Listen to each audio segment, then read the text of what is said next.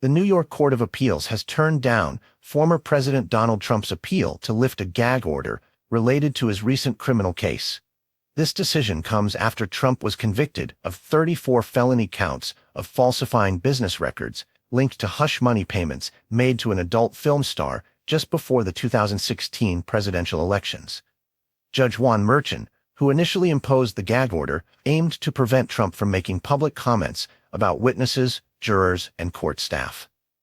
Despite Trump's arguments that this order violated his First Amendment rights, the court maintained that there was no substantial constitutional question at stake. Supporters of Trump argue that the gag order is particularly problematic, given that he is a leading candidate in the upcoming 2024 presidential election. They claim that restricting Trump's ability to speak about the case impinges on his core political speech and the rights of American voters to hear from him. Trump's legal team highlighted that the gag order unfairly silences him, while his critics, including government witnesses like Michael Cohen and Stormy Daniels, continue to attack him publicly without similar restrictions.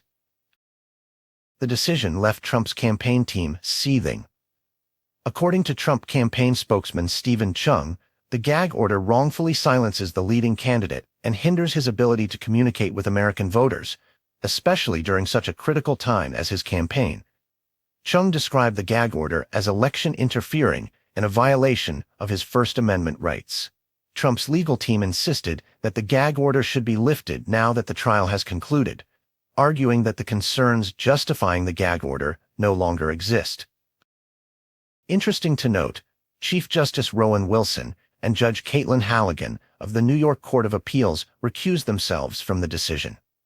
Chief Justice Wilson did so because Judge Merchan, who imposed the gag order, is represented by an attorney employed by the state's unified court system. Judge Halligan recused herself to avoid a conflict of interest due to her previous connection as counsel to the Manhattan DA's office in a related matter. The broader narrative here is one of free speech versus judicial integrity. Trump's camp argues the gag order infringes upon his rights and those of his supporters, while the prosecutors maintain that Trump's history of making threatening, inflammatory, and denigrating remarks necessitates such restrictions to protect the integrity of the judicial process.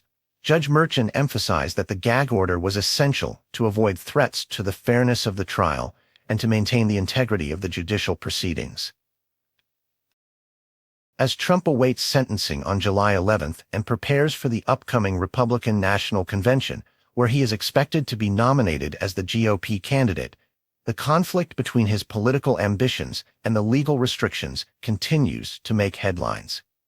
Trump's legal team remains adamant about fighting the gag order, citing constitutional rights and the need for unrestrained campaign advocacy, especially in the face of continued public attacks from his political opponents.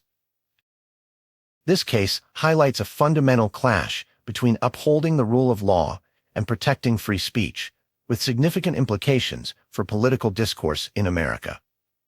As Trump prepares for the next steps in his legal and political journey, this tension will likely continue to fuel debates on how best to balance these critical principles.